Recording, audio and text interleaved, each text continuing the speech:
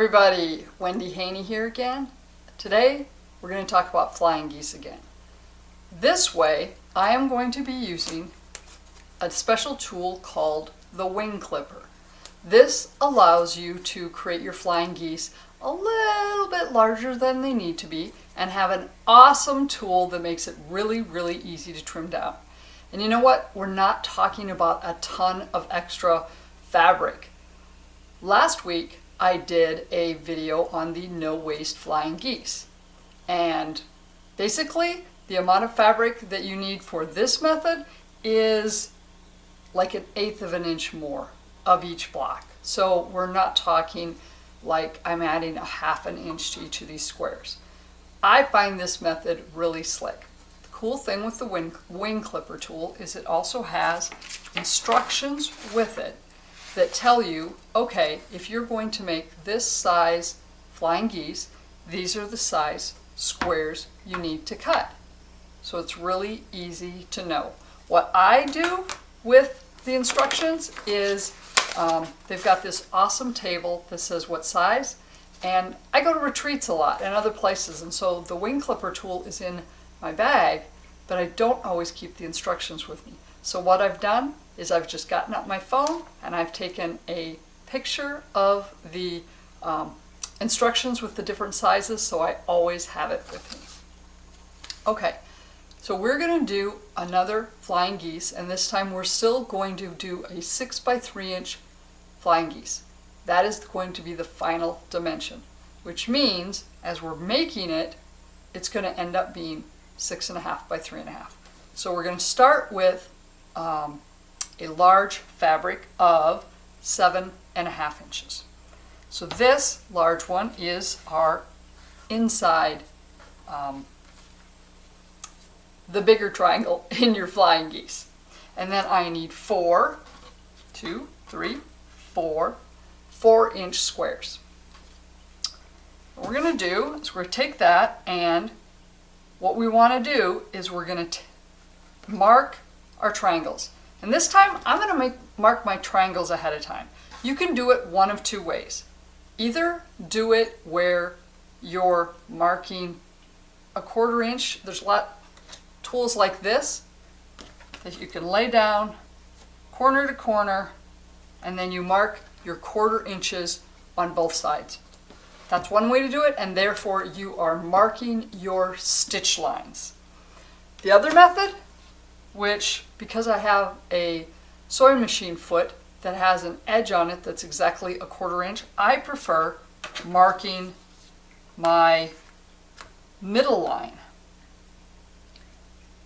So I am going to just take this and I'm going to mark the line right in the middle, and then with my special sewing machine foot I can just line it up right along that edge, and I'll end up with a stitch on both sides. So once we have that, then we're going to line this up on our big square, right sides together. The key thing to note on this method is you're going to put your littler triangles just a tad, magnets, a tad inside. So you are not going to match up the exact edge. So about 1/16 of an inch, so you can just see the edge of that larger triangle in the background. And then we're going to do the other one over here, and I'm going to line up my lines. Da, da, da, da, da. There we go. I'm going to pin those lickety split here.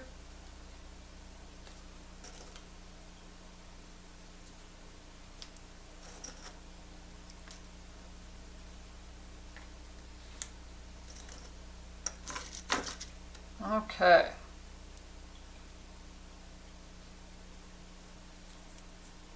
So now off to the sewing machine, and because I have just the single line down the middle, I'm going to make 2 stitches, one on either side. Alright, back from the sewing machine. I have my drawn line, and then I have the 2 lines that I stitched on either side of it. And now we're going to cut down the middle.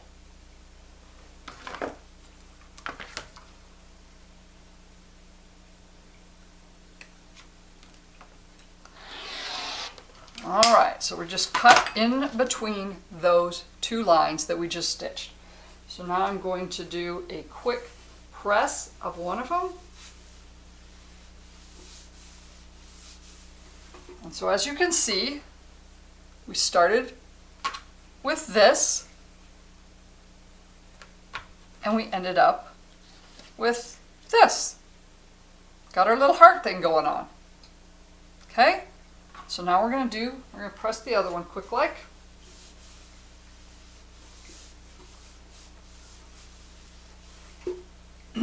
Okay, so now we still have two triangles left. Once again, you're going to put those in your squares, the corners of your big square, and leave about a 1/16 of an inch. This one, as you can see, I am doing my single line down the middle.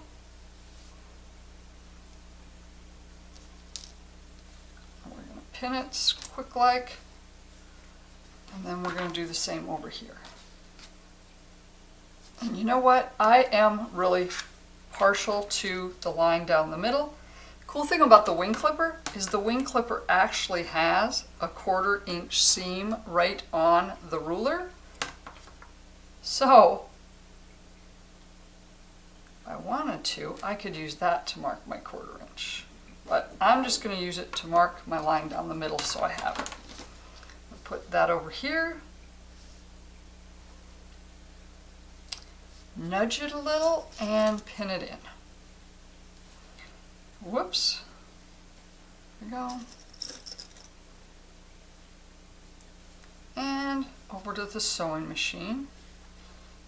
In this case, yeah, our edges here where we mark should line up nicely with our corners there. Okay, I've got my two pieces ready to go. I've got my line down the middle, and now I'm going to go and I'm going to stitch a 1/4 inch on either side of that middle line. Be right back.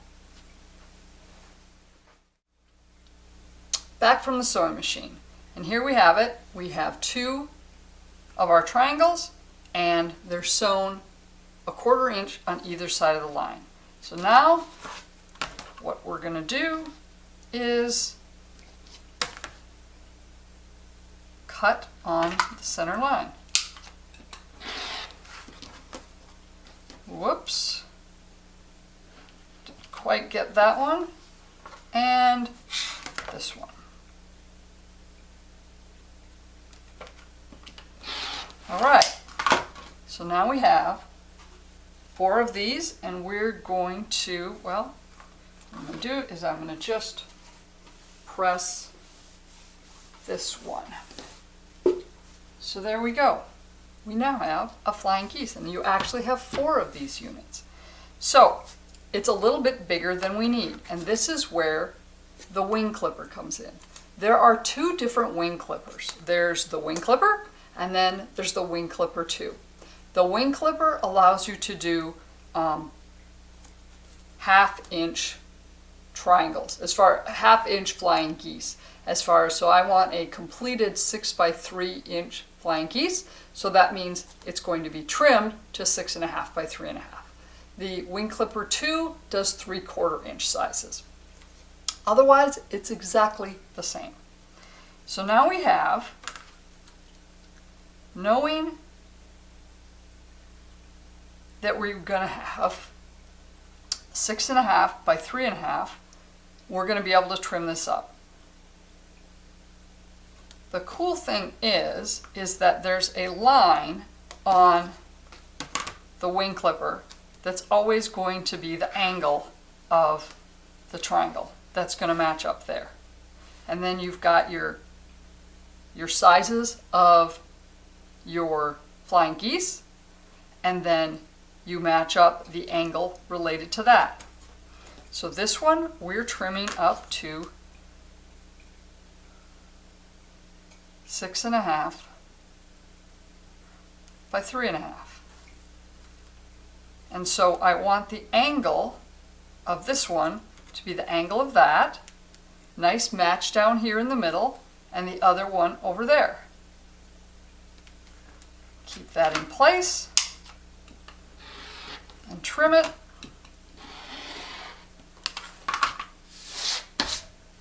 Flip it around. So now we've got our nice trim on one side, and now we're going to do it another.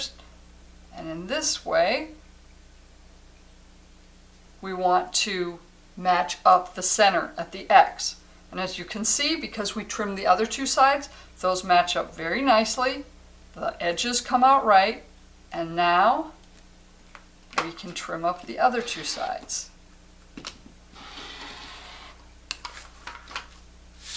And with just a little tad bit extra fabric, you now have a perfectly sized flying geese by using this tool and cutting your squares just a tad larger. As I said, the wing clipper comes with instructions when you buy it. Here we have it. I actually printed these off the internet. So if you want to go take a look at it, just go search on Wing Clipper 1 instructions, and you can print it out and see exactly how they're done. It's got all the instructions, and as I said, here is the instructions on what sizes, so it's going to give you the finished size. So we had a finished size of 3 by 6, which means we're going to end up cutting it with the tool, 3.5 by 6.5, which meant I needed a 7.5 inch large square and 4 4-inch squares. And it gives you all the instructions, and then even at the end, the trimming down, it shows both left-handed and right-handed. Because I know sometimes I think for you lefties, the instructions can get a little wonky. But there you have it. I love this tool, and this is actually my preferred method of doing flying geese, especially as long as I remember to have my flying geese with me in my bag no matter where I go, so I'm ready. Hope you found that helpful, and I'll be interested to know.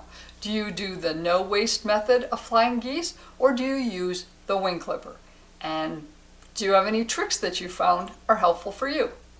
Take care. Thank you so much for watching.